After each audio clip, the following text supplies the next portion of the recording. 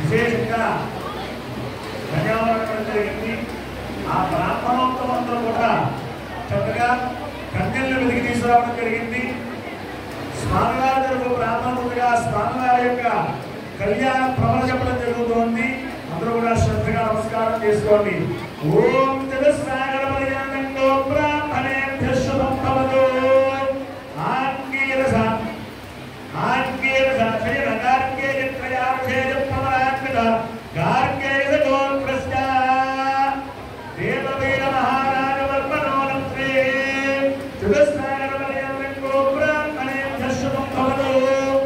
ఆంగీరస గార్గేయ త్రయాక్షేయ ప్రవరాత్మిక గార్గేయ గోత్రస్య సురమహారాజ వర్మణ పౌత్రాయ జగత్సాగర పర్యంతో బ్రాహ్మణేభ్యః శుభం భవతు.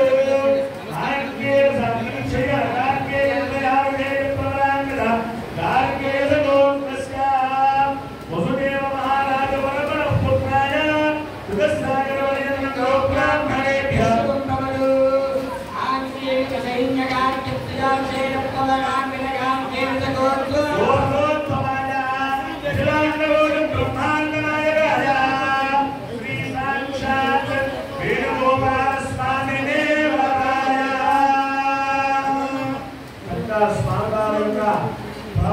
జరిగిందండి.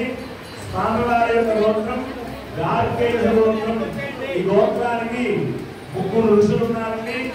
ఆంగీరస, స్కైవ, గార్గేయ అనేటువంటి ముగ్గురు ఋషులు ఉన్నారు.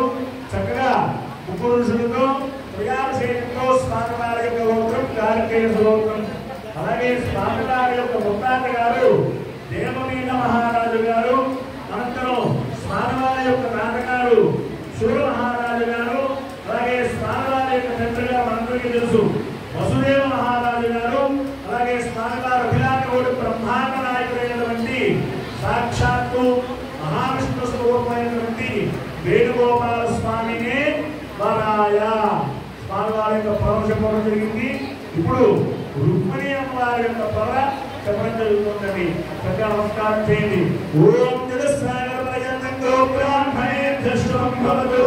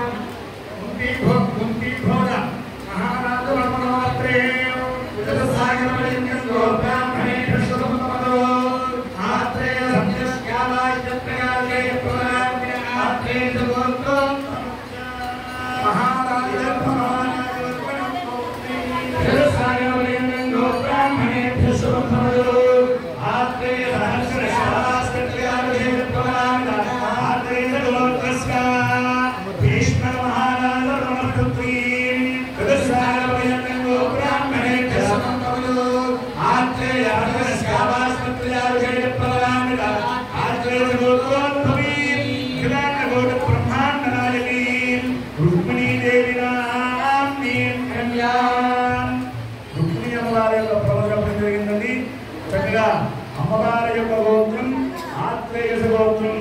అమ్మవారి యొక్క గోత్రానికి ముగ్గురు ఋషులండి.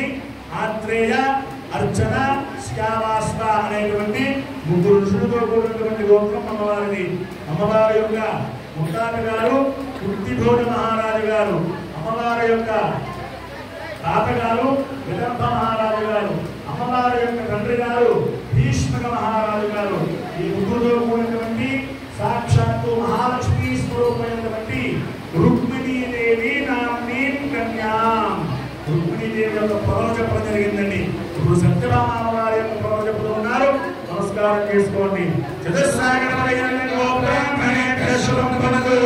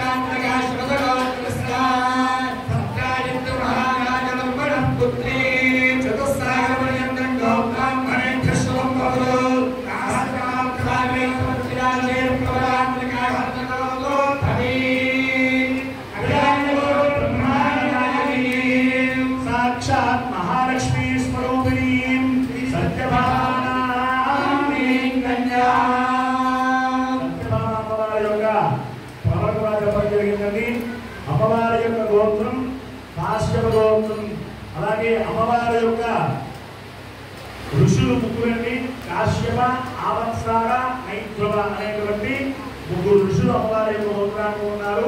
అమ్మవారి యొక్క ముత్తాత గారు అనమిత్ర మహారాజు గారు, అమ్మవారి యొక్క తాతగారు మిత్ర మహారాజు గారు, అమ్మవారి యొక్క తండ్రి గారు మనందరికీ కూడా తెలుసు సత్రాయుధ మహారాజు గారు. అలాగే అమ్మవారు సాక్షాత్తు మహాలక్ష్మీ స్వరూపమైనటువంటి సత్యభామాదేవి, సత్యభామాదేవి నామ్ని కన్యా. ముగ్గురు కూడా పనులు చెప్పుకోవడం జరిగిందండి. సరే, ముగ్గురు మీకులు కూడా చెప్పుకుంటూ ఉన్నారు. లోక కళ్యాణార్థం ధర్మ ప్రజా సంపత్కర్థం రుణీమహే. స్వామివారి యొక్క తండ్రి గారైనటువంటి వసుదేవుడు చెబుతూ ఉన్నారు, లోక కళ్యాణార్థం, లోక కళ్యాణం కొరకు ధర్మ ప్రజా సంపత్తి కొరకు నా కుమారుడు వివాహం చేస్తున్నాను అని చెప్పడం జరిగింది కదా. అలాగే కన్యాదాతలు అంటే సత్రాయుధ మహారాజు గారు, అలాగే రుక్మిణి అమ్మవారి యొక్క తండ్రి గారైనటువంటి ఈ యొక్క మహారాజు గారు, ఇది కూడా చాలా విశేషంగా భీష్మ మహారాజు గారు కూడా చెబుతూ ఉన్నారు, అవునయ్యా లోక కళ్యాణార్థం తస్మై దాస్యామి, నేను కూడా లోక కళ్యాణం కొరకే నా కుమార్తెల్ని మీ కుమారుడికి ఇచ్చి కన్యాదానం చేస్తున్నాను అని చెప్పడం జరిగిందండి. గోవిందా కనుక లోక కళ్యాణార్థం ఉత్సాహంగభూత ద్వితీయ యజ్ఞోపవేత ధారణం కలిస్తే స్వామివారికి మామగారు ఎక్కువైనటువంటి భీష్మ మహారాజు గారు, సత్రాజిత్ మహారాజు గారు కూడా రెండో యజ్ఞోపవేతాన్ని ఉపనయనంలో యజ్ఞోపవేతం వేస్తారు.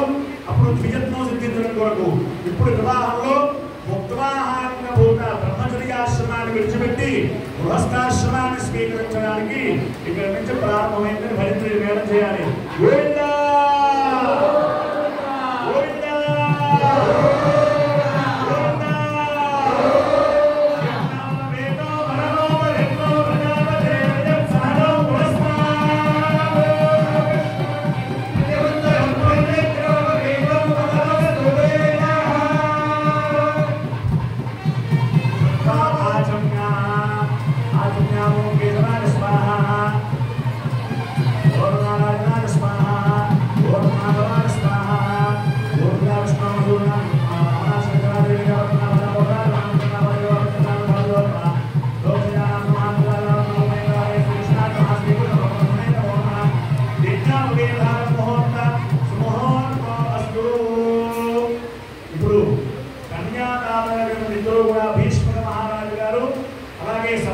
మహారాజు గారు ఇద్దరు కూడా కన్యాదానానికి సంకల్పం చేస్తూ ఉన్నారు.